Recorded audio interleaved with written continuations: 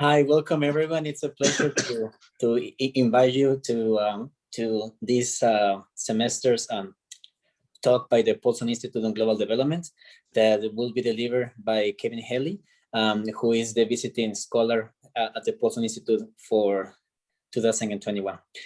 So Kevin received his BA in government from the University of Notre Dame, his master's in Latin American studies from Georgetown University, and his PhD in development sociology from Cornell University. And for over 3 decades, Kevin worked as a grant officer for the Inter-American Foundation. He has also taught different courses as an adjunct faculty professor at Georgetown University and George Washington University on various topics, including grassroots development, drug trafficking, and indigenous social movements. And he's currently teaching a course on grassroots development here at Cornell. Kevin has also been engaged in Bolivia since the 1970s, and this is the place where he undertook his dissertation research that he actually got to publish. He got to publish his findings in Spanish in Bolivia in the book titled Caciques and Patrones, una experiencia de desarrollo rural en el sur de Bolivia. He also had the opportunity of continue working in Bolivia for the Inter-American Foundation, where he collaborated with many grassroots organizations.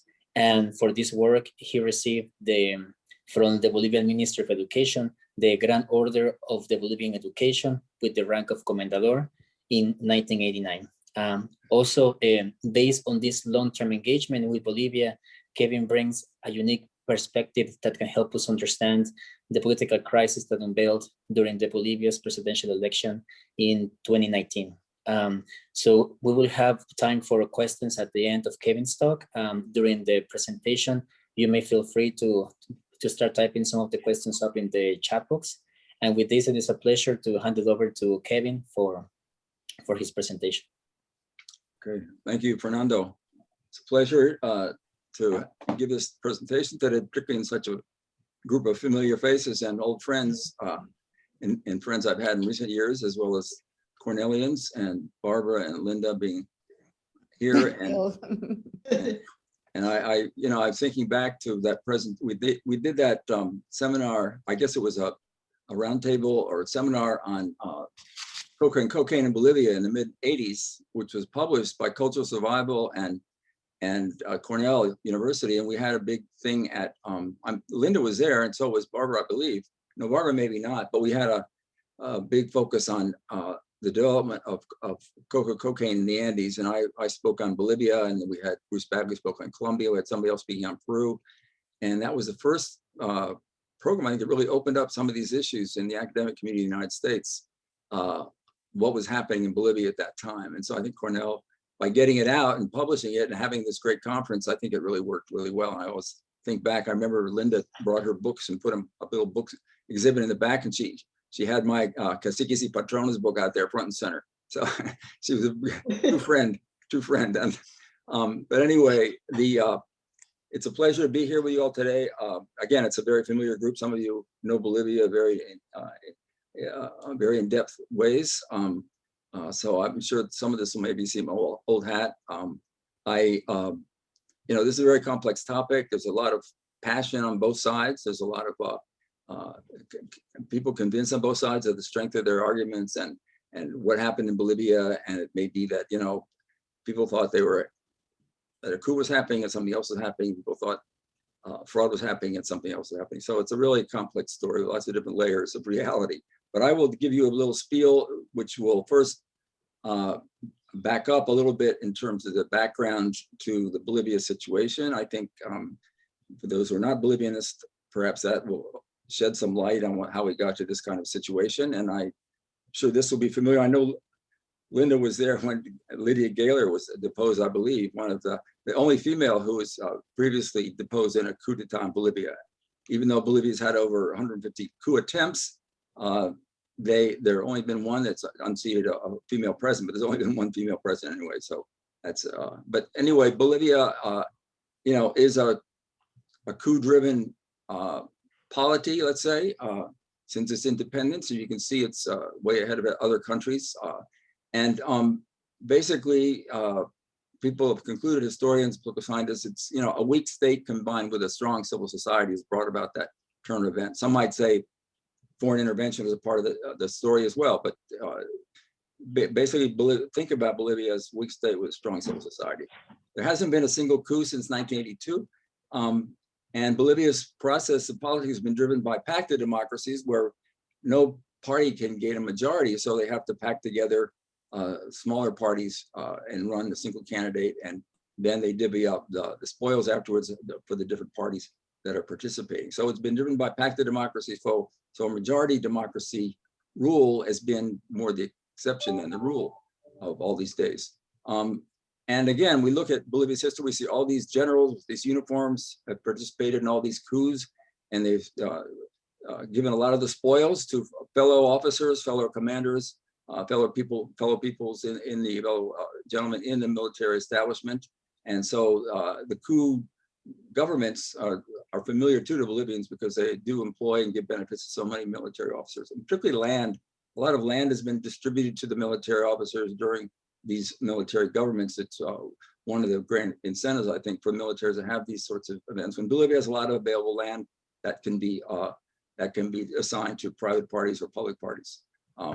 So just, you know, think about Bolivia, this calm look of the mountain topography, beautiful scenery, but it's a country that's had lots of different turbulence. And Evo Morales is a phenomenal grassroots leader who moved up the ranks and suffered repression, paid his dues, got a lot of respect because he was suffering repression for his opposition to the war on drugs in Bolivia, and he was jailed, and he was tortured, and he was beaten up in different cases. Anyway, he was part of a movement that began in the 90s, and it really led to serious mobilizations all over the country, not just in the Chapare, the Cojuangara area, but also in areas that connected the capitals, cities, the major commercial cities, the border areas.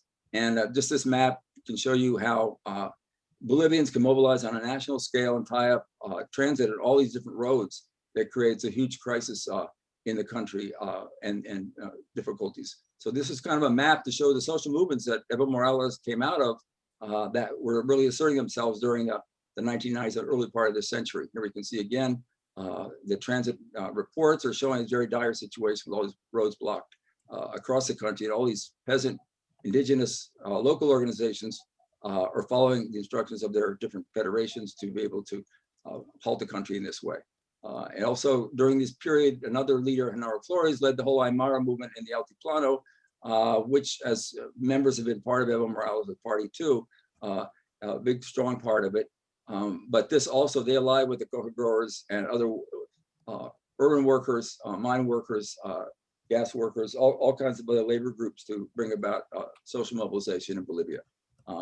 We have this chart here, gives a little sense of the downfall of Sánchez Lozada, who was a governor of the neoliberals perspective, and he was in this terrible situation here where 67 protesters were killed, and he had to resign. Carlos Mesa, ironically, the guy who ran against Morales, stepped in to replace him for a year.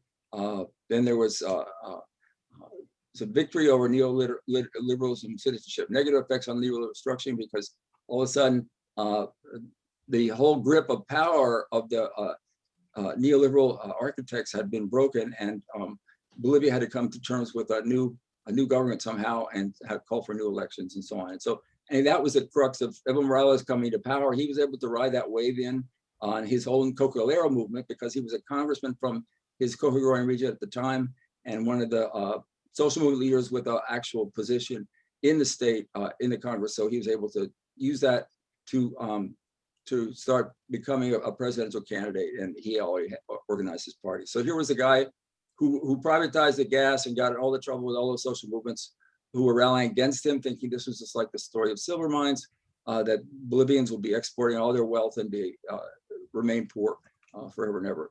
So the MAS party was formed. Evo Morales became a candidate because he was in the Congress, and he ran on this ticket. You can see Coca Territorio. territorial became a big issue here for the lowland peoples, that they struggled to collect their land rights under the former government. Again, we see here this little chart that shows all the different organizations of civil society, labor organizations that were supporting his new party that he created, and were ready to mobilize, ready to vote for him, ready to go out and work for him, and were ready to supply any kind of ministers or anything he wanted. Anyway, he won the election, and then had a very ambitious program, social entitlements, all kinds of nationalization, special cash transfers, a new law against the large landowners in Santa Cruz. So he went through the whole gamut, and of course the nationalization of hydrocarbons, which is the most sensitive issue of all, and it led to a lot of water, opposing water privatization, and so a lot of new state entities, electricity and telecoms and so forth. This became the bandera of this movement to take on a new identity called the Wipala, and this had been a part of the social movements earlier, and so he wanted to put this into as official Bolivian flag for the remainder of his term in power. And of course, he was trying to mobilize all the different indigenous parts of the lowlands and the highlands, and had done a very successful job bringing all those people into his coalition for governing in the first phase of the MAS party. You can see here, he was trying to pick up the political capital of this famous march that broke open the rights to the large collective territories in Bolivia for lowland indigenous, and it led to a lot of changes in the Bolivian political culture toward lowland indigenous peoples. And he had, the support of the highland peoples who identify with Tupac Atari, a historic figure, Bartolina Cis, another historic figure, and the women had also their federations and their activists and so forth. A big part of his big change for Bolivian society was his decree for the nationalization of hydrocarbons, again, which prevented Bolivia from privatizing and exporting through Chile. Another part of his regime was kicking out the United States ambassador and also the DEA and also AID to show his strong nationalist position vis-a-vis the United States and getting independence in the United States. And so we can see here, that little black mark is just showing that among the democracies in Latin America, his was one of the highest ranked democracies. It was very exciting how he'd come onto the scene as an indigenous leader who seemed to be embracing all the ills of the environmental destruction and Kristen Brennan. Inequalities. So here's a picture of him being sworn in his first presidency. There's a lot of drama.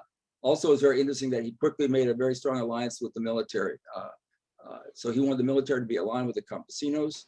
When he first got elected, he was obviously very nervous that there would be a coup d'etat, knowing the history of Bolivia, that there'd been a lot of right-wing coups over left-wing leaders, and he realized he was all of a sudden in that position to be vulnerable to that kind of coup attempt. So he immediately tried to build alliances with the military and giving them favors and benefits in ways that he could incorporate them into his ruling party. His cash transfers, I guess in per capita terms, exceeded any other countries. And Bolivia during this hydrocarbon boom was able to redistribute more money ever in the history of the country. No government's ever had that much money to redistribute in these cash transfers. It went to women, children, and different low-income families. So we can see here, new record for international reserves, the petroleum prices going up, more for the cash reserves there. And then you can see supermarket sales, for example, really started going up in 2005. A lot of movement within the economy of people having more purchasing power, able to acquire various consumer goods, and in that sense, their quality of life seemed to be improving. And so that politically, this was transferred into hegemony of the MAS party. It spread to the regional assemblies, and it also controlled both houses of Congress. I can see the blue here and how it's advanced from 2000 to 2002, 2009. But we see this area over here we're going to talk about in a minute as a problematic area for Mr. Morales. And so here we've had a referendum on the new constitution. One of the very innovative things he did was to hold constitutional assembly. People from all walks of life in Bolivia were sitting down to rewrite the constitution. People had never got near this kind of opportunity for in decision-making. And so it was a very democratic process, opening up the system, rewriting the constitution. Okay, now we're in power, now the majority in power. What do we want to put into our constitution? What kind of articles, what we want to favor? Environmental, social, gender, you name it, we're going to put that in. You can see the full here, and then the Constitution is, through a referendum, is accepted by 58%. And these were people who from Santa Cruz and so on that were opposing it. Here we can see in this the classification by the World Bank that Bolivia now is going up in terms of being ranked as one of the poorest countries in the hemisphere. So now it's ingreso medio bajo, so it's in this category, which is a higher level. We also had very interesting and symbolic inaugurations that not only in the capital city, but also at Tiwanaku, a site of archaeological site, very famous. Here you can see people marching at his inauguration event. Here we see people are busting from all over the Altiplano, from the valleys and so forth, to participate in this for his second inaugural, because the first administration of Evo Morales was considered his best, and he was able to unlock a lot of social participation, a lot of reducing discrimination in public places toward the Aymara, toward the Quechua peoples. And so people began identifying across the country with his Huipala flag and with the historic leaders of Bolivia who played roles as indigenous people. He also, out of the Constitutional Assembly, a new constitution, which I mentioned before, was incredibly broad and deep, and actually recognized indigenous peoples as nationalities for the first time, the only government in Latin America to do that. And it was also hope was a way to break up some of the large landownings that were created by these former military regimes. So what happens? Okay, so but the Constitution, the process of the holding the Constitution led to this huge revolt in the lowlands, where Bolivia's economic power is concentrated in cattle ranching, in agribusinesses, in oil and gas. And so here we see a response to the threats they're seeing in the new Constitution. They're talking about agrarian reform, talking about empowering all these different ethnic groups across the country. And so in Bolivia, you have this Santa Cruz uprising. And basically you can see the number of people here mobilizing. These were not just a few elites. They were able to mobilize lots of supporters here in the streets to advocate for an autonomy movement. Autonomy would get them away from the federal government, and they could rule themselves and not have to transfer so many other resources to other parts of the country. So, and this had a very inegalitarian landowning structure. You had more Brazilians also holding the land here, growing large soybean farms. And they created this, what they call the Media Luna, a Nación Camba, which allied with these other states in Tarija and in the Beni, which are also those dominated by elites, which had very little land reform in the 50s, when the population really benefited from these new entitlements. So here we see this new movement in opposition. Evo Morales kind of mushroomed overnight and was advocating for the Nación Camba, which was really threatening to break off from the federal system. And so you can see all the people that were mobilized around that picture, and you realize the government has to take this seriously when you see that many people in the streets. And so, so perhaps it was out of that this whole value chain, the commodities, the monocultures, really all this became more attractive and something that maybe it's worth holding on to, because Bolivia did this. If this government did this, Hamas, they'd have fewer problems with this new autonomy movement that was developed in the lowlands, who had very skewed landholding systems and had advanced very far in the soybean boom, particularly in deforesting so much of their region. And it was obviously a major dipper, the bosque and so forth. But out of this challenge, the soybean farms that the government actually declared peace with the soybean growers, with the cattle ranchers, and said no more threats of expropriation and redistribution. We're going to go ahead with that same model you've been pursuing, which was based on these markets for soybeans and beef cattle and corn. And we needed larger holdings, and we needed a lot of Brazilian owners of farms to come in and help us develop the soybean sector. And so this was anathema to a lot of the environmental groups, of course, and the vice president, Linera, is going to Santa Cruz, saying Santa Cruz is our model. We're going to really this is what we want to base the future of the country on Santa Cruz. So they really were declaring peace on the Santa Cruz elites with this new backing off of some of their commitments in the new constitution. And as a result, a lot of the new articles in the constitution were never enforced. They were never respected, and a lot of them had to do with environmental. It had to do with protected areas. It had to do with looking at transgenic seeds and banning them, stopping the pesticide use and so forth. And so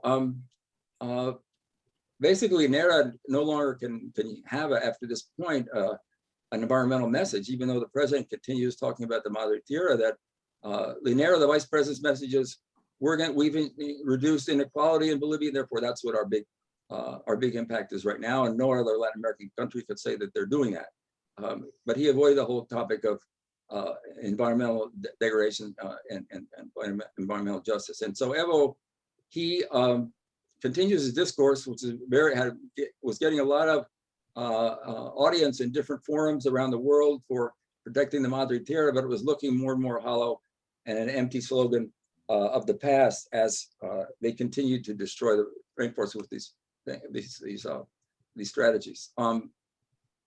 This is one area people talk about the redistribution with the cash transfers and so forth, and how much that reduces inequality. But we have other areas like health and education where inequalities and structural problems, you might even say rooted in racism, have not been really addressed. And instead of producing more effective healthcare centers and so forth, the government opted to build a lot of these synthetic athletic fields and stadiums in different parts of the country. The president, Evo Morales, was very much a pro. He enjoyed sports. He really saw this as part of his vision. And instead of investing in healthcare, hospitals, he started investing in these synthetic fields. So this is one of the critiques of the 14 years that he was not taking advantage of in the health sector, because now facing the pandemic, Bolivia has enormous problems and not enough infrastructure and capacity installed to deal with them. Other big thing came along that kind of put a black mark on the government's management, was that it turned out that they created an indigenous fund for different projects, and most of the projects really were never implemented, and the money was stolen by the indigenous persons he put in these positions of leadership and on the board. And this became a big scandal, hundreds of millions of dollars that was ripped off for no projects whatsoever. And it looks like it was, these were political prebendas. They weren't meant really for development. They were meant for building party alliances in the MAS party and letting the leaders of these funds to enrich themselves without any problem. The other big issue that exploded too on the scene was the Titness Road controversy, which is in the Beni, which is an area I talked about, had large cattle ranchers, but also small indigenous populations who lived where that orange, the proposed road going through that orange area. Below that, the Chapari is a coca growing area. Above that is this, it's a national park, and it was the first territory recognized with the new law in 1996. Well, the ley INRA, it was recognized as a collective territory of the small indigenous population that lived there. So where we have Evo Morales' constituents underneath that park, and would like a road to go through that so they can move in there and settle on a lot of those lands and use for coca production. So this became a huge controversy, a huge national debate, major mobilizations across the country, bringing all kinds of different groups, particularly environmentalists and young environmentalists. And you can see here that the majority was not with the building of this road. It was cutting through. It was going to destroy an area that was connected to the hydric system of La Paz and El Alto and all these places. And it was one of the most biodiverse spots in all of Bolivia. And so the police came out to break up the marches, repress some of the marchers. And people could not believe that this government was repressing a march when he had participated in so many marches for indigenous rights. And here he is now in the government repressing this march. Obviously, he's moved by the coca growers being able to get access to these lands. They're running out of lands. They need new lands. That would be an ideal place for them to move in. But basically, what he was doing is saying, I'm with these colonists, and the highlands, the lowlands, I'm saying goodbye to. And that was despite that was one of the first turning points in people's attitude toward this government in terms of its sincerity about indigenous rights, its new plurinational constitution, and all these lovely articles put in the Constitution that he had no intention of ever implementing. In fact, he had intentions of violating. So here we see this cartoon of burning the lowland indigenous are now being left out of the equation, left out of the structure, the strategy of the government. It's important to recognize this was a turning point in some of part of the public opinion in the country that was believing that his environmental message was a sincere one and waiting for some action to happen in that case. Again, what I was talking about is the cocaleros are prepared to move in, and what you would get is probably replacing a carbon sink with a cocaine sink, because the cocaleros of the Chapari are producing for international markets, of illicit markets, not for national consumption. That's been proven over and over again. The Yungas coca is used for national consumption. So Bolivia becomes a hub country during Evo's period in terms of the Southern Cone narco-traffic aspects. And then we get, then people start writing about this. This book was published in Mexico, but about the contradictions of preaching or making your celebrated discourse, your vision of the future being Madre Tierra, and you're all wrapped up with all these contradictions with all these groups that are affecting your interest in this new place called Titnus, where they're building the road through. So let's get down to running for a fourth time. The plurinational constitution said that there would be, originally said that the president could run for 2 terms. So the government argued that, well, since the constitution was passed after I was elected the first time, then we should use 2 terms should start now with my new term under the plurinational constitution. The next time I'm elected will be the first time, and then the next time that will be the second time. So I will be able to run again. And then later, when he was trying to run another time, Evo himself asked for a referendum. He was very confident because by that time he had won the third election, and each time he had gotten more percentage of the vote. So it made him very confident his party was in control. They're in control of the Congress, the courts, the regional governments, and so he was thinking that I'll get a referendum from the people, and that will allow me to run for a third term. And so this led to a whole set of campaigns called Bolivia Dijo No, that mobilized against him having another term.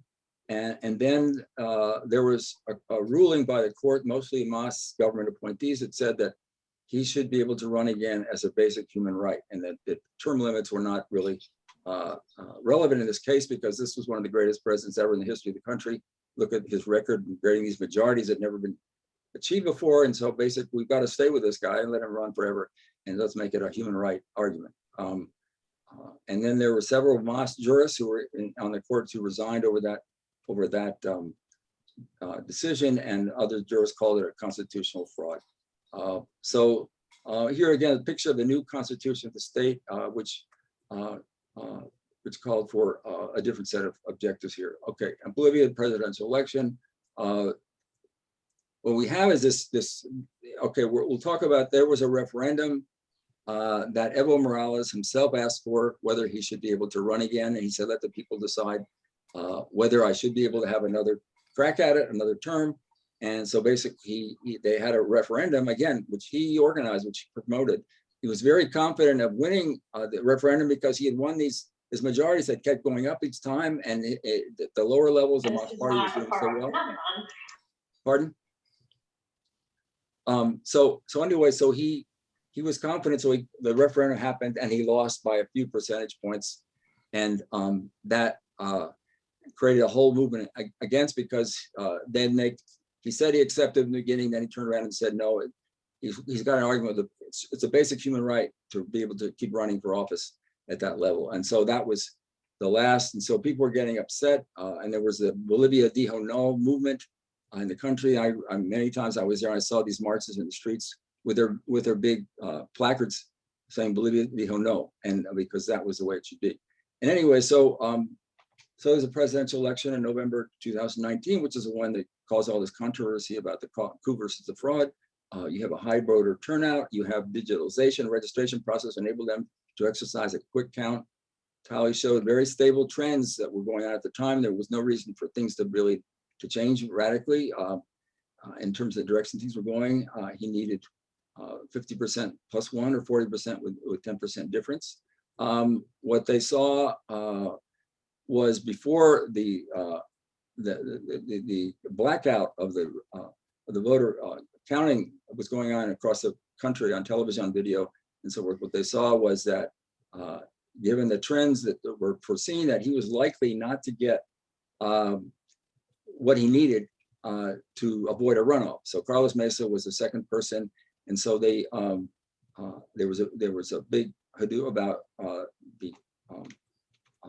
the votes, and this rapid count televised throughout the nation suddenly stops. It's a news blackout for 24 hours. Everybody's wondering, and then people start getting the feeling this is going to be a fraud. He's trying to change it because it was going to show that he was going to have to do a runoff. And you have basically in a runoff just between the top two candidates. When he's running against the other political parties, you have a very fragmented party structures where a lot of different candidates and parties are running. So this breaks up the number of votes that any one candidate could pull in. And so that made it impossible for Mesa to win on the first round, but it was clear that in the second round, these other candidates would not run and he would be able to corner their votes. And they were from the center, from the right, and so on. He would be able to capture their votes for a second runoff. So that was when people started suspecting that this was a plan that was kicking in under these conditions to bring about a fraud. So when it came up back on the air after 24-hour blackout, the vote margins changed, and it was clear that there'd be a runoff between the top two, and that was something he wanted to avoid. And so there was a surge of street protests, and the regional electoral court set on fire. These were people who supported his government and his candidacy and wanted to see this happen. We have a number of different actors in this story.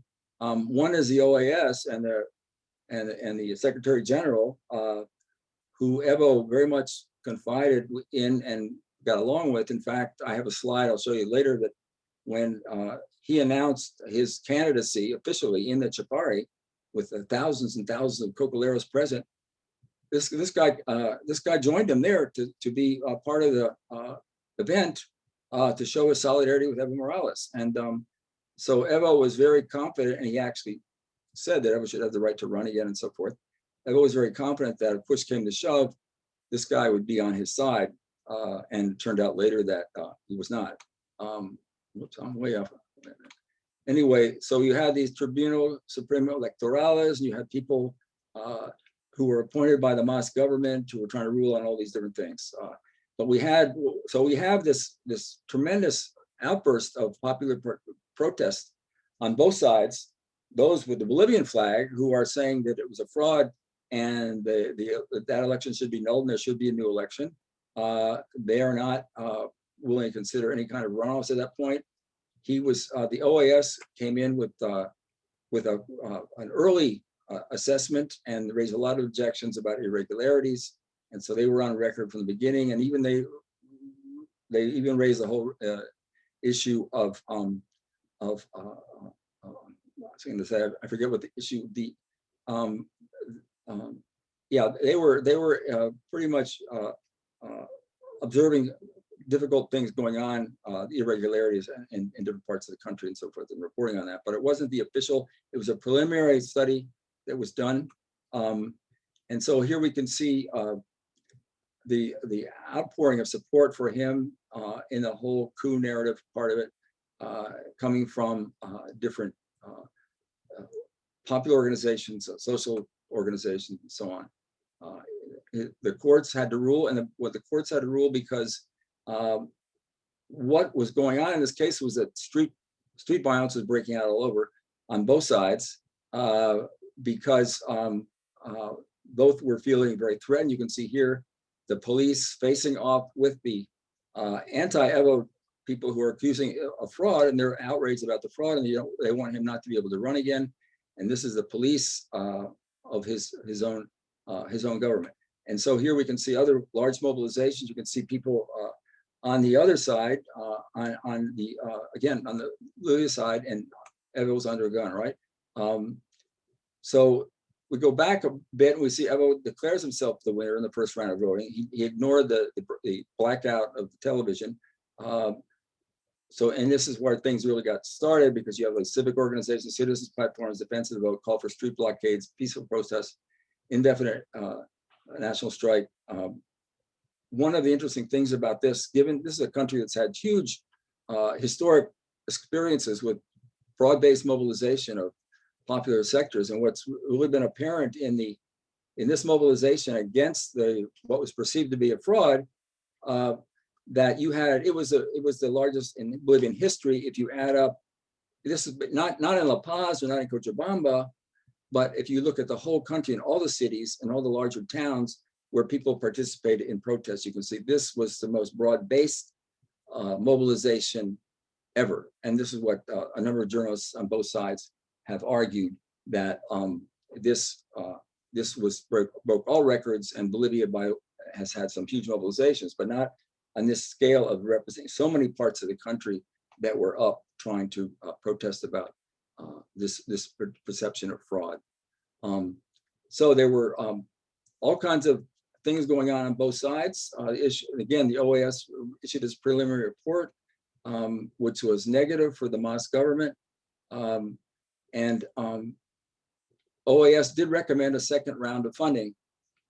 And that's where the street protests said they wouldn't accept Evo as a candidate, or they were not opposed to that. And Evo was the one who was opposed to. Anyway, Evo attempted to convene a political roundtable, but the things had gotten to a boiling point on both sides, were at one another, and so the mobilization was so intense and so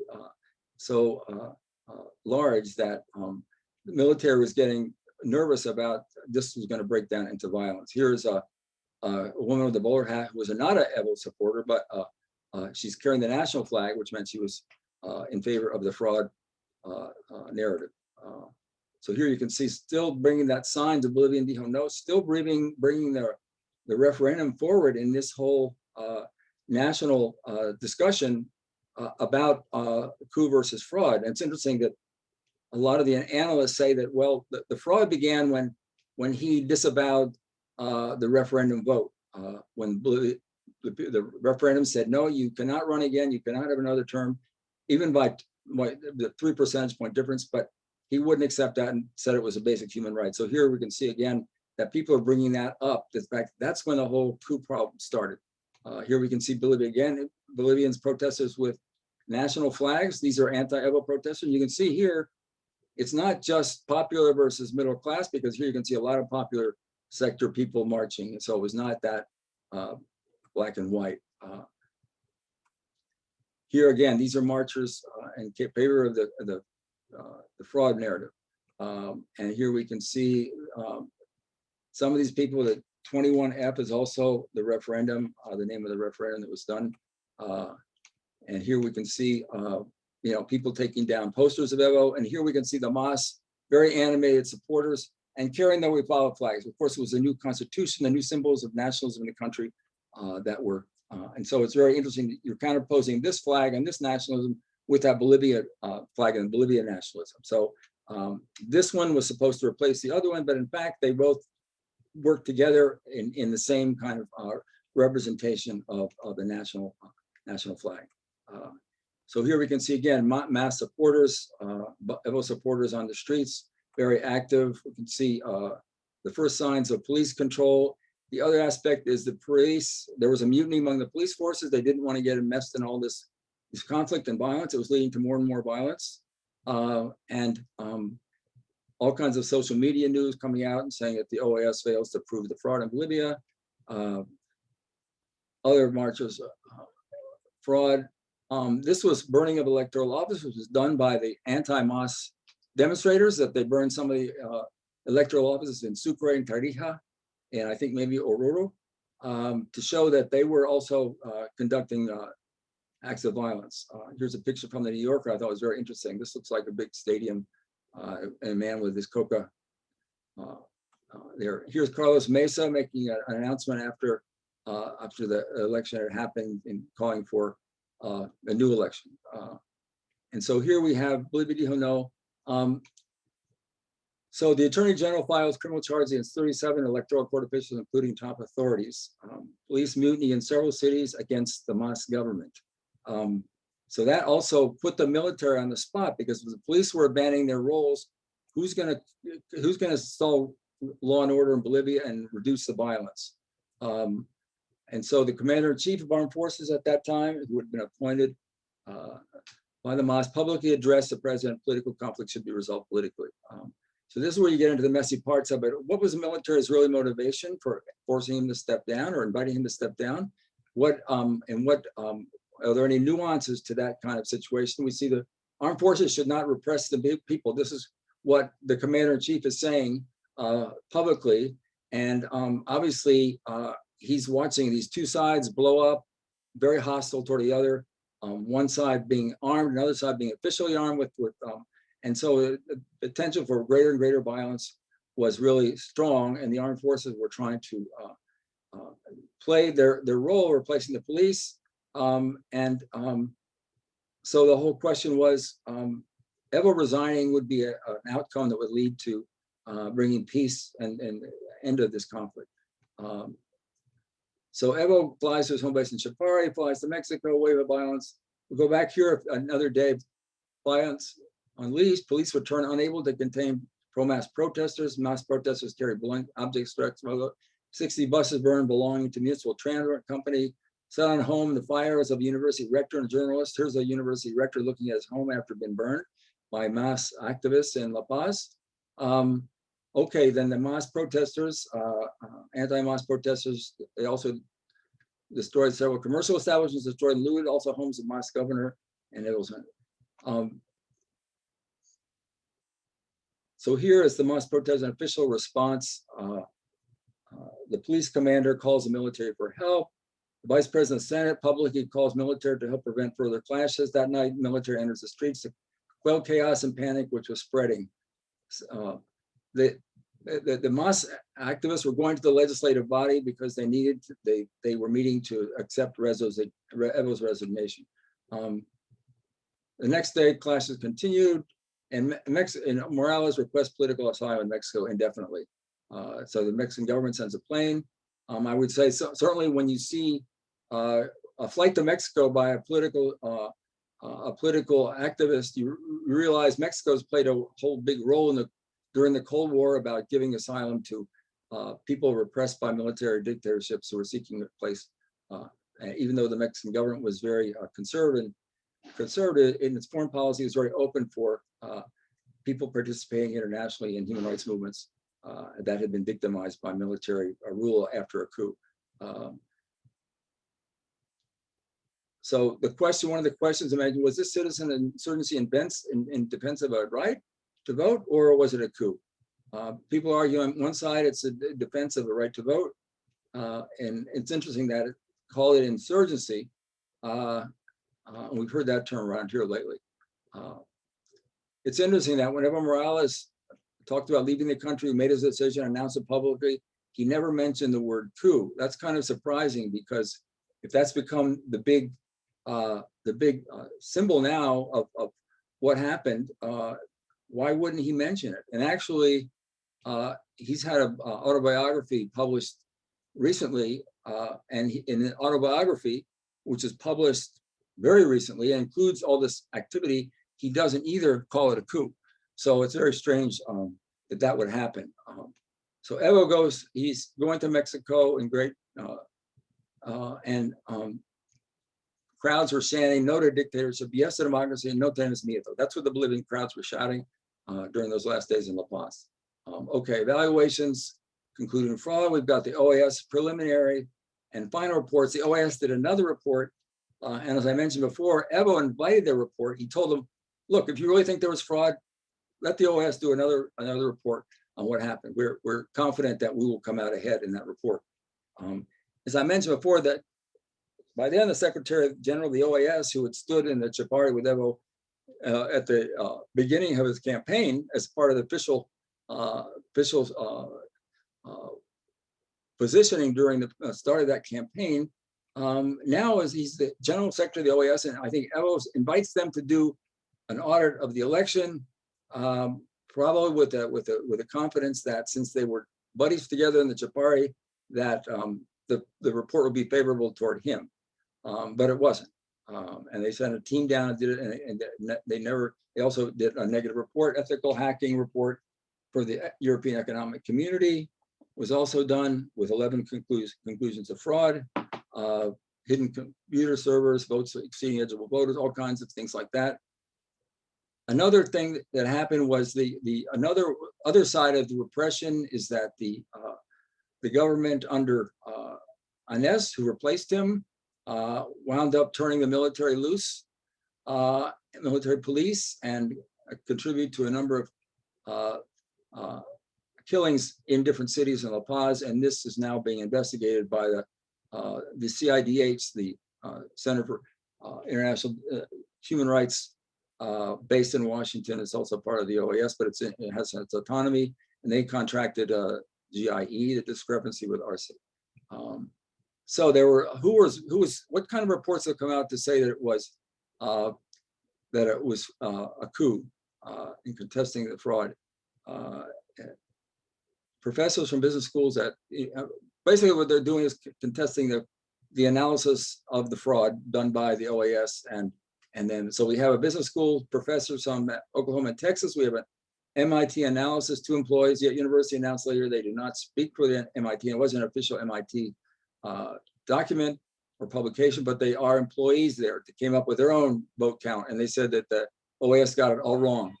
The New York Times at first said it was fraud, then it changed its opinion. Washington Post denounced this fraud, most recent editorial. Okay, one of the things I want to say, I don't know how we're doing on time. It seems like it's pretty far along, but I wanted to say one of the things that struck me about this whole thing, being a Bolivianist who works in Bolivia, who teaches in the United States, I'm involved in a number of Latin American communities, Bolivian networks, and so forth, both there and here, that from my perspective, what has been a huge rift between in the interpretation of what happened. And again, in my whole career, I've seldom seen this among like-minded academics, who a lot of whom I know and so forth. And it seemed to make a huge difference whether you were sitting in Bolivia or sitting in the United States or Europe or Australia or whatever, where you're coming out. But nonetheless, these are very articulate people, written books, who follow things very closely in the country. And so that means it's not that black and white, easy also to discern, which it was. But so we have this division, Norte-Sur, of the Andean scholars, Bolivian scholars, and of course, different kinds of activist organizations, such as, I don't know, Wola didn't make a position on this, but others have, and Ever's very supportive of the pro-coup narrative, people who worked with in Latin America and NGOs and so forth. NACLA has had a number of webinars, and one of the spokesmen who's been getting a lot of space is a former MAS key advisor to Evo in the first term about environmental justice issues, and he actually bailed out right at that point I was mentioning, where that break seemed to be occurring, and he's been outspoken about this being a fraud. So I think that's a kind of interesting thing. Maybe we can end on that note. I think it's interesting that this has happened, and why, and whether, and some people think that this division, this interpretation is going to deepen divisions over time. It's not going to be easily solved. One of the ongoing investigations now left to be done is the Center for CIDH, the Human Rights Center, part of the OAS. They did an early report, and their early report got them in trouble with some of the MAS ministers. They have subcontracted to another organization. I have their name here, you might recognize it, but to do a more thorough report. And what they're looking at is the killings of these people by the ANES government in La Paz and Cochabamba.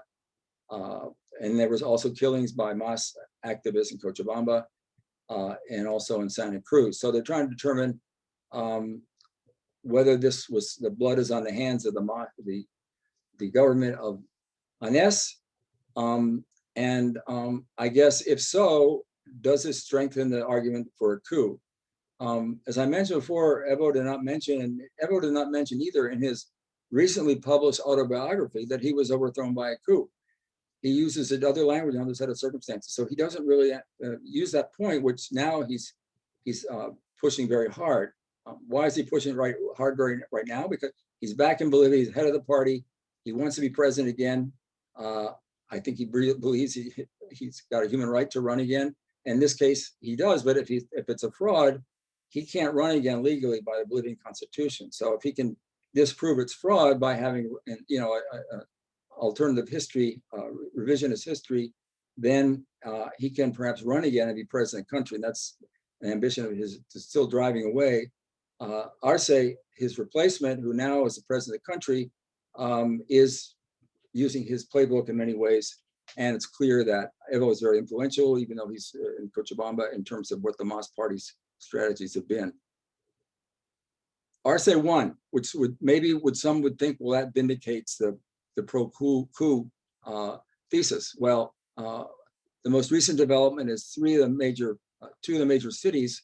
The MAS candidate was defeated by Aymara, people from a different political party, in the two largest cities for mayor, in El Alto and in La Paz, and also in the governor of a big state, an Aymara who was anti-MAS, won the election. So that gives a little bit more nuance to the political trends and developments and so forth. So why don't I leave it at that and speak and see what people, I mean, there's a lot of unresolved issues here, a lot of things still unfolding, a lot of investigations, but here is Evo's meeting with the OAS person, with the General Assembly guy in the Chapari. And this is where he announced his candidacy. They both have coca-leaves on. This is one of his key advisors. This guy was his OAS person. And so here we can see this very nice meeting with this OAS gentleman, and thinking that this guy's really going to go to bat for me. And what was he thinking at this time? One of the things that people were mentioning, that he was trying to get Evo's support because he needed his vote to be Secretary General of the OAS. So maybe that's what they were doing, and they were basically cheating each other. So yeah, I think this is a president who comes in with all the trappings of the right wing that have produced so many coups in Bolivian history. They're allies with military, people from the Beni, people from Santa Cruz, these big states that have large economic interests that really have controlled the national policies for years. So she fits the bill in terms of the stereotypes you'd think that would want to come in and overthrow the MAS, except that the MAS had already bought into that model anyway in Santa Cruz and the Beni, protecting those interests. And so why she doesn't really represent a change in that sense, and a lot of the controls they took, norms they changed for protected areas and so forth, that the MAS has opened up for exploitation. Even governments, conservative governments in Bolivia, have always respected and protected, but in this case, it's not happening. Yeah, this is all the stuff I had here, and so we have here one other thing I'd like to say is one of the arguments that's been made recently in Bolivia is this was an unusual Bolivian coup because the very little benefits distributed to the military after it happened. If the military was involved in this coup, why aren't they getting some of the benefits out of it? All we've had so far is just the commander-in-chief of the military, but all the other appointments of the cabinet are civilians. All their appointments to their foreign ambassadors, places to replace the MAS, they were all civilians, not a single military. Actually, Evo Morales, his second ambassador in Washington was a military officer who we sent here. So why, if they're so aligned with the military coup doctrine, aren't they rewarding some of these militaries the way that all military coups have in the past? All military regimes have rewarded them with various jobs and different kinds of benefits from the state.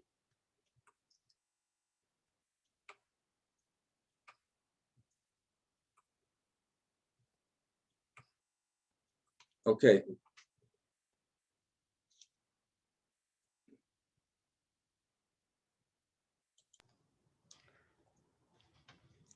Hi, Kevin. Thank you very much. Yeah, I mean, I had to gloss over, I probably wanted too much background stuff, gloss over a lot of other details about what happened in the clashes, but I think people get the sense that there were tremendous clashes on the streets of La Paz and different forces and the mass movements on both sides. Yes, exactly. So the floor is open for people to ask questions. We also have a comment on the chat box that refers about the importance of putting these contemporary political events in the longer history of the 1952 revolution and its aftermath with U.S. policy intervention through U.S. aid. So if you would like to comment on that, Kevin? Well, I mean, I don't know, you could probably concoct some kind of a conspiracy, but you know, AID was kicked out of Bolivia under Evo Morales. So in other words, that kind of pattern of US influence over the country when the ambassador had to leave, when the DEA particularly had to leave because that was a kind of a thorn inside of the side of the government. They had exposed some narco-traffico. And so once he has rid of those entities and those personalities, I mean, he basically, the threats of the United States are all from the outside. There was nothing from the inside in the country, from the United States. And of course, Trump called it a fraud, and so did Bolsonaro, which means, you know, I mean, with friends like that, you might undermine your credibility of a movement, but nonetheless, but the long history of the United States and Bolivia, really, it dropped off under the MAS because there was no institutional representation. There was an embassy acting that had some officials, but I don't think they had much authority to do much. They weren't consulted much. I don't think they had much of a role in the city of La Paz and with other embassies and so forth. I don't know. I don't know that. I'm not close. I don't know that story, but I know that the U.S. influence dropped off dramatically. So, I mean, if we're going to talk about the history of the U.S. and Bolivia, we'll have to say that they were missing actors in the last 15 or so years, or the last 10 years, basically it took to leave the country. They weren't calling any shots. They didn't have any influence over any policies of the government. They weren't able to ally with any right-wing forces to bring about any changes. There has been no evidence that the U.S. has supported any of the coup narrative people. That hasn't come out. So, you know, the question is, there is a long history. There's a long history of all kinds of things that have gone on between the U.S. and Bolivia, and things that have not been. The United States should be very sad about having participated in. I'm sure it would see it through a different lens if they realize how anti-democratic a lot of those programs were and what they were doing. So I don't know what else to say about that question. Basically, how that history affects what we just talked about, I haven't really tried to elaborate. I mean, you could go back and say, okay, Santa Cruz was the big development model for the United States when we started giving aid after the revolution. We wanted Santa Cruz to be the region that really pulled the country out economically. And we gave a lot of advice. We gave a lot of resources to Santa Cruz. I think there was influence by the United States not to have not to break up these large landholdings as it happened in the highlands. So basically, the United States was trying to keep that structure intact, but that's a structure. I guess you could argue the MAS had to work with that structure because otherwise the tiny movements would overthrow them, would drive them out of the office. So they had to work with those structures that were created way back then. And so therefore, the United States contributed to the MAS having to be co-opted by these structures because they were so powerful and so great, because they'd had all that history behind them and they had that first conditioning of the aid program and so on. Excellent, Kevin. We have three raised hands. I think that Michael Carey was first, and then we'll go to Fuad and then Mary Jo. So please, Mike. Yeah, thanks, because I actually have to run to another meeting, but thank you for that extremely informative and nuanced analysis of what is, as you said, an extremely contentious issue still in the left here as it looks at Bolivia and tries to make sense of what happened.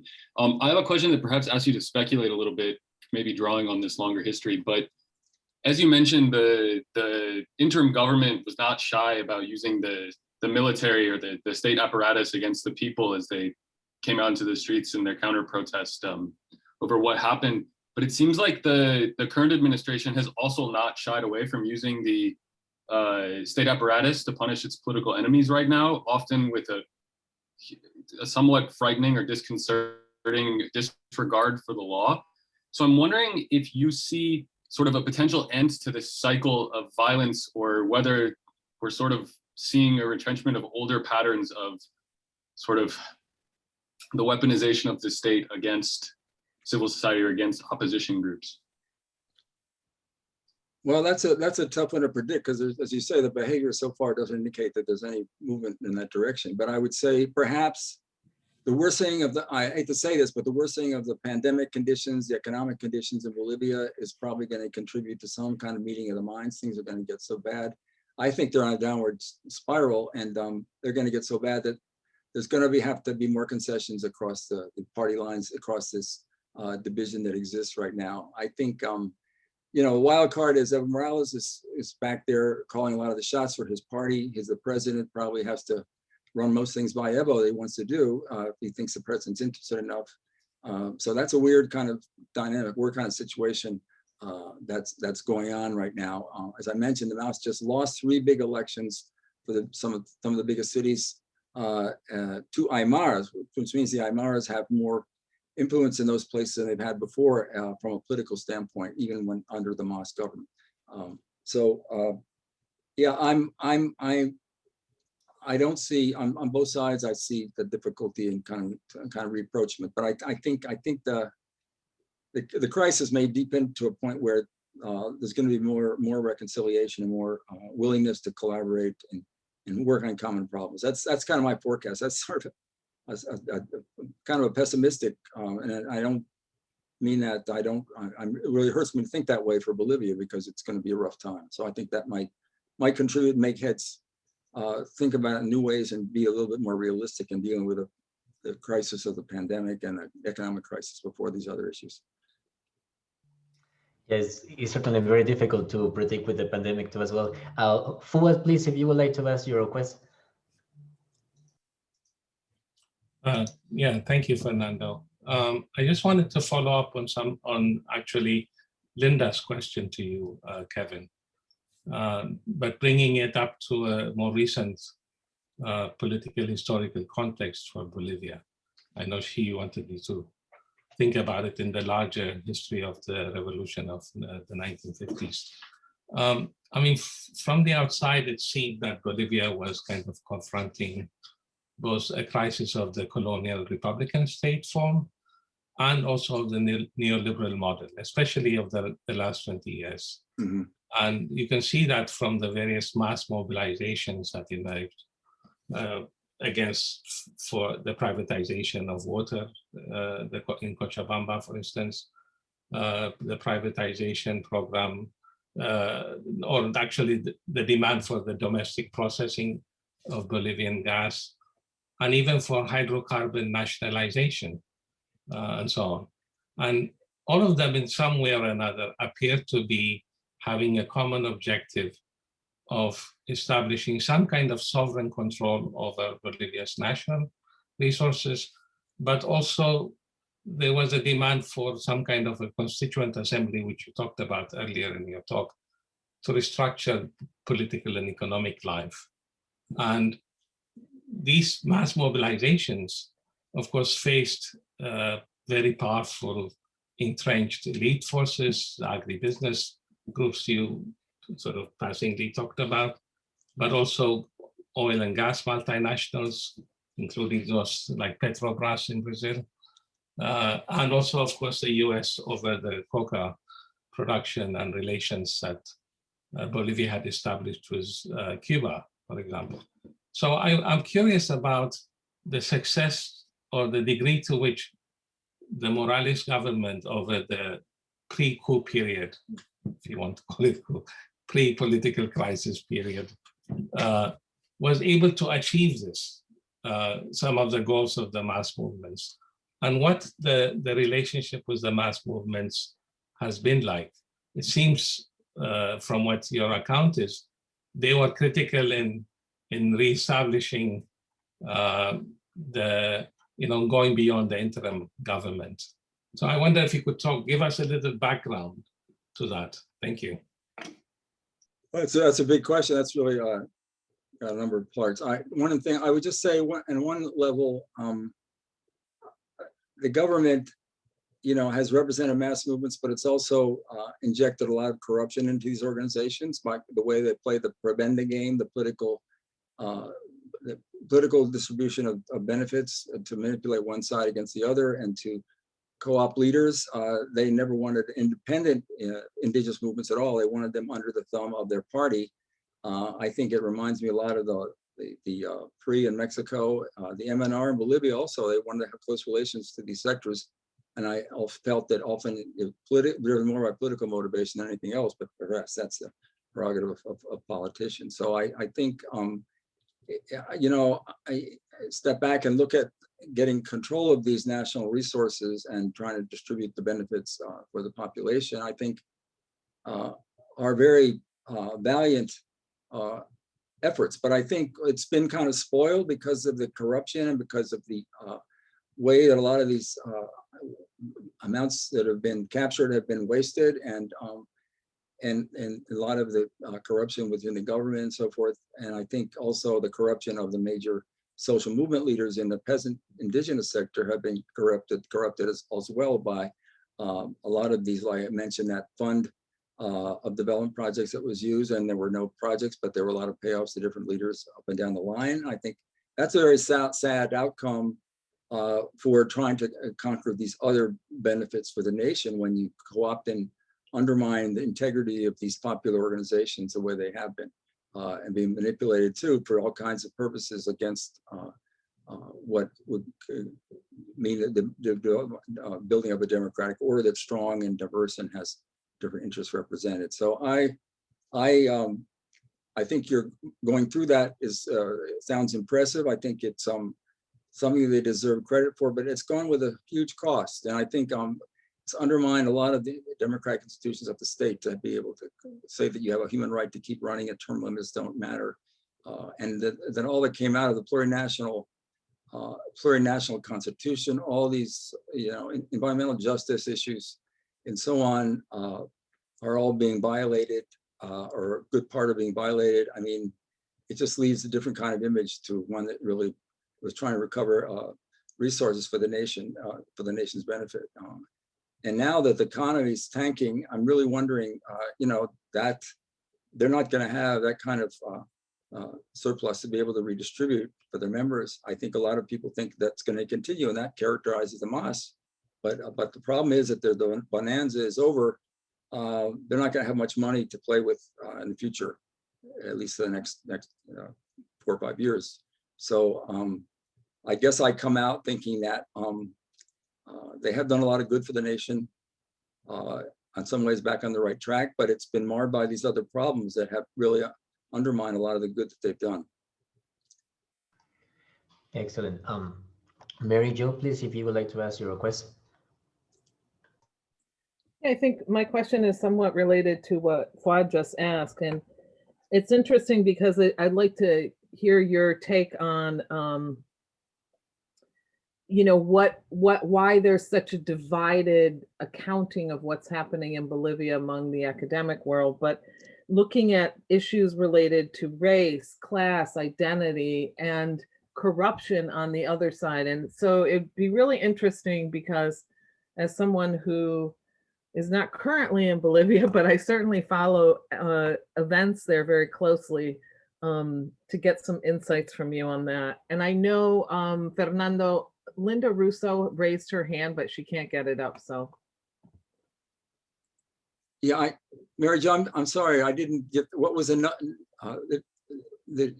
your question was exactly what? I got your commentary, but I wasn't sure what you were asking.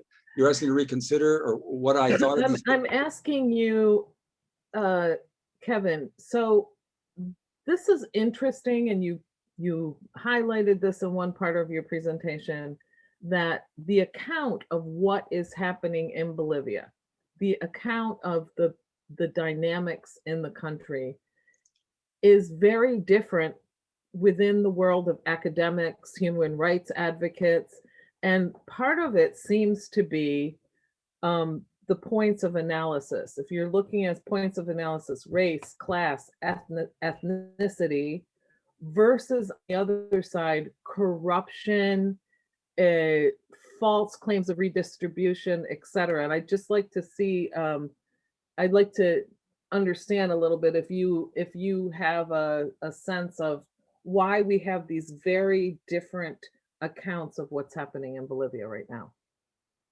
Well, I think there's one account, an official account and so forth, that's showing newspapers are agreeing and so forth, and some of the major entities agreeing. And then there's the counter narrative of that Evo Morales has really been thrown out by a coup. And he didn't even say that himself when he left the country. So I think people are kind of conditioned to see certain symbols that represent certain things that connote something they want to support or not support. And I think that's, I probably, when I read the newspaper about another country I don't know that well, I might react to certain symbols, certain headlines, certain things that will convince me that's going one way or the other. And we've got all this background on Bolivia and coups and military right-wing governments trying to take over regions of the country, give them to their cronies, manage these natural resources as their own little farm. We've known that for a long time. And then we see now the Mas government contributing to some of that same kind of problem, and the way they've managed the land resources and the rights and the new agrarian reform, and some of the own Mas's own government ministries have been knee deep in fraud and negotiating fraudulent land claims. So I mean, I just can't see this kind of government rescuing us from what we've had in the past. It's had its chance, I think, but it was tarred by so many problems that dragged the government down in terms of including trying to claim that you don't need term limits, that you're above that, you're some kind of figure, come out of the clouds. It doesn't need that kind of control because you're superhuman, right? So I think I guess that's where I come out. I don't know if I understand really deeply enough all the different arguments that people who are upset about the quote unquote coup, all the arguments they're making, why they ignore some of the things that I talk about, but maybe what you're implying is that the other things of class, ethnicity, are much more important than issues of corruption or environmental justice or these other issues that have been given such a bad image in Bolivia and bad policies. Linda, please, the floor is yours.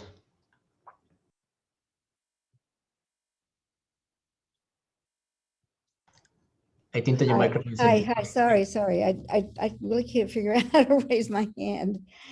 Well, I think what Mary Jo and Fuad have said just now moves the discussion away from the current, was it fraud or not fraud, and brings it back to what Bolivia is like, essentially, and not just Bolivia. It goes for many Latin American countries in terms of dealing with resources and leftover, and then put on top of all the class distinctions and power struggles inherited from the colony that from colonization that still persist. And having lived through Bolivia in the 70s, much of what I saw, again, from a distance, but through, active engagement with online, and then, of course, watching the unfolding of this, the repetition of the struggle of what I consider, at least from a point of view that's, well, less politically informed, perhaps. What I see really is this tremendous juggling between the old oligarchy as it modernizes within the Media Luna and Santa Cruz, allow that development having been started in the 50s consciously by the U.S. policy to control essentially political uprisings that fit into the Cold War scheme of things for Latin America, and particularly for the Andean area and the Southern Cone. So I really feel that what we're talking about is an attempt, the second thing that I really can have problems with dealing with this whole discussion is that, yes, Bolivia is corrupt. We all know that, especially us who have had to give out mordidas and against our principles to get things done. But this is a pattern, of political activity with this juggling between classes that has always been within the Bolivian experience. And Morales, whether or not parts of his government were corrupt, when I worked with CARE in Bolivia for a number of years, experienced the same sort of corruption from the Banzer presidency. I wouldn't say presidency, dictatorship. So these issues, when they're put into terms of kind of black and white moral positions, don't work. And what I find with this whole idea of fraud and or coup, the fraud allegations seem to depend on kind of these moralistic positions that we take about what democracy is or what democracy should be, and these deviations that we don't accept in real life circumstances, such as a country like Bolivia. I think in a way this distorts our whole perception of what happens and is happening to the undoing of the Morales government. The idea that he betrayed or certain values were betrayed in the environmental movement also seems to be pretty exaggerated for a basis of the kind of coup that which I consider a coup that we just saw happen in Bolivia. What you're seeing really is a way to preserve a rampant exploitation of the environment in favor of economic interests in the Media Luna. So I don't know, this whole conversation to me seems to not take into account the actual social dynamics and political dynamics of Bolivia.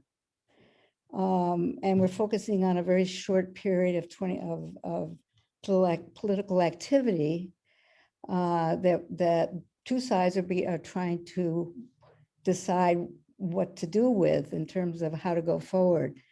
So I'm not convinced about I don't know how to say this. I'm not convinced about this discussion in that sense, because if we don't go back and look at how Bolivia fundamentally changed in 1952 and how so much of the struggle after that has been trying to recuperate the social and economic equity that was proposed in that 52 revolution, we're spinning our wheels within the same political discussion over and over again as power changes between different groups. So now we have basically a Santa Cruz dominated power structure that is racist, that is violent, and has been ever since I know Bolivia. So I don't know exactly how otherwise to really talk about this. I think that's where I'm coming from. I know this sounds a little bit confused, but I do have a hard time trying to separate different issues that would make it clearer for us to understand what happened with Morales. Well, I think it's whole been discussion very, about whether it's fraud or whether it's very troubling protection for of me. this And I ideal know of democracies that doesn't exist, but even for us. So anyway, that's just my closing discussion, I guess, or point of view. I'm sorry, it's a little bit confused, but I've been thinking about this a lot since yesterday, and there are all these different strands to put together that I haven't been able to do really.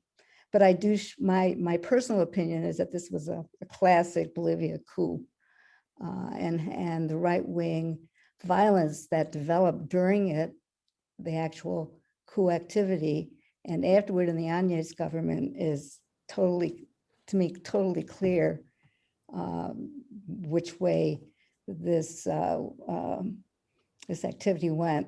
So anyway, Thank you, thank you, Linda. Kevin. I We know only we have 5 more disagree. minutes left, so I want to make sure that we give Kevin some time to make his closing arguments. No, I would just say to those, the nationalization of natural resources, I mean, the next big thing is going to be, there's another big mineral on the horizon that's going to have to be very contentious in the ownership and management and so forth. No, Water. I would just say, I just want to say that I guess the environmental justice issue is really a big one for me as we get in climate change talks in the United States and what different governments are doing around the world. And I followed Bolivia, identified Bolivian history for a long time, a lot of friends there. And I really was hoping that Evo Morales could provide some leadership on that score. And he came with a very strong vision, which didn't seem to have much substance to it when he really got rolling.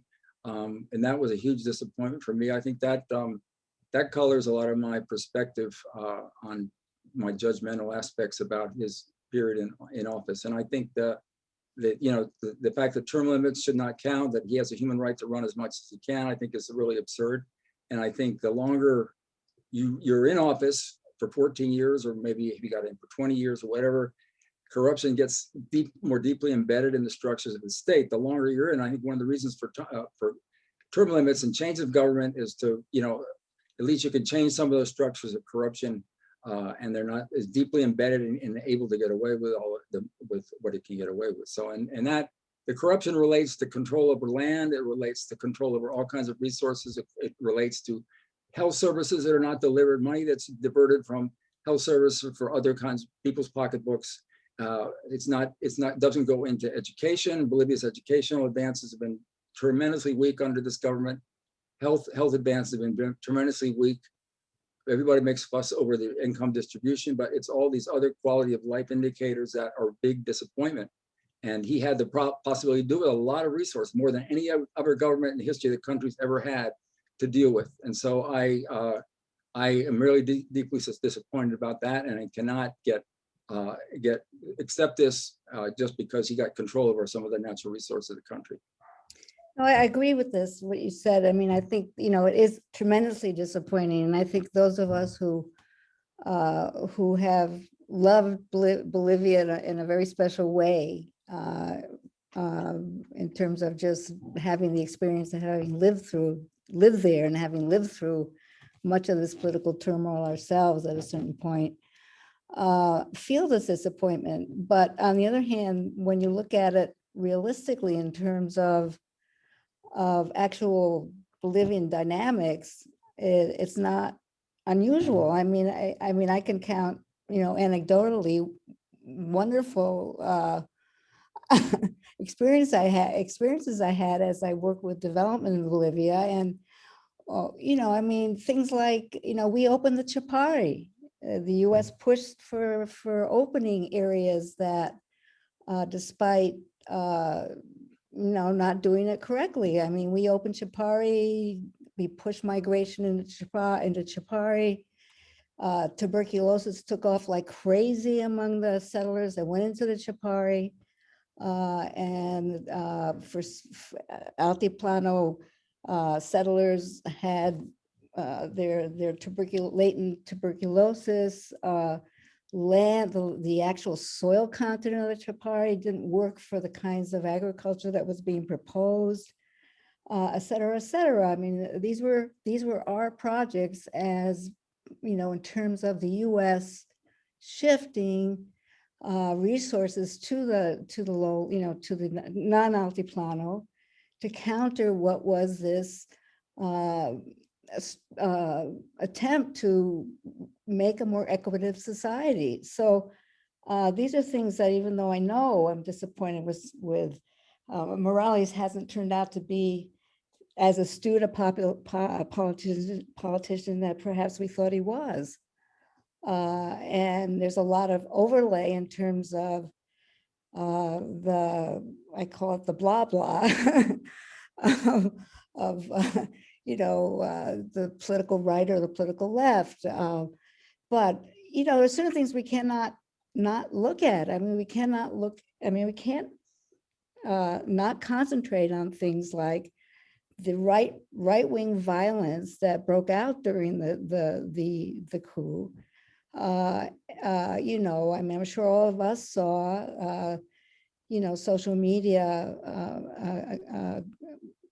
clips of, the Santa Cruz, I guess you'd call them the boogie boys, I mean, whatever, the Boogaloo boys or whatever. But the whole history of Santa Cruz as a right-wing fascist society is true, and yet we're not talking about that. We're concentrating just on the shortcomings of the Morales presidency, but that was there latently all the time, and those are things that presidency had to deal with, and his trying to co-opt Santa Cruz probably was his biggest mistake in trying to further his own agenda of reform. Tremendous business interests that we didn't see. I mean, why are the new private universities, where do they come from? The new private medical schools. I mean, there's whole issues here that we don't see, easily from here. But I mean, the undermining of the public school, the public universities, et cetera, et cetera. So I don't know. I mean, it's so complex, but I feel there's been too much attention to the shortcomings of Morales and the decisions that Morales has made to try to accommodate the Media Luna, which he had trouble with from the very beginning. I mean, he was walking quite a tightrope, and part of that tightrope was U.S. policy. So anyway, that's kind of how I see it. But I understand how you feel in terms of a disappointment. Thank you very much, Linda. It's 4:31, so the webinar was supposed to be finished at 4:30, but we can see that there's so many topics and so many issues still that basically talk to the complexity of this issue and to this long history and to the particularities of the micropolitics of what unveiled during the last years preceding the 2019 election. So I really thank Kevin for putting out this complicated history into a 45-minute presentation to give us a glimpse of this complicated issue that, of course, I mean, there are many matters that if we have a full day, probably we could also get more into consideration. And it deserves it, right? Because I mean, there's just so many different facets. I myself, I really wanted to ask Kevin also about how the lowland indigenous movements in the Amazons and the Chaco what part did they play during these political events and their aftermaths, but that perhaps can be for a separate occasion. So thank you very much, Kevin. Any final words before we finish the webinar? No, I appreciate the questions, the thoughtful analysis that went along with all of this. It's a complex situation. You can bite off different pieces and run with it wherever you want to go. But and I tried to integrate a lot of material. I thought I was integrating a lot of material. I realized that I haven't integrated a lot to satisfy everybody. But it's, I want to make an argument. I wanted to show where I've come out. I've tried to follow this very closely in the media and through my friends and articles. And I share a lot of information with social science in Bolivia and people in different responsible positions. So it's nice to be able to share with this audience at Cornell and to get your feedback and to have a nice an hour to give a presentation. I felt really privileged to be able to share this all with you and all the stuff I've been working on in my other classes and so on. Mary Jo, thank you, Development Social, and thanks, Floyd, and thanks for all the support you give me this semester. If Absolutely. I could just ask Kevin, would you be willing to share your slides so that we can look at them more carefully?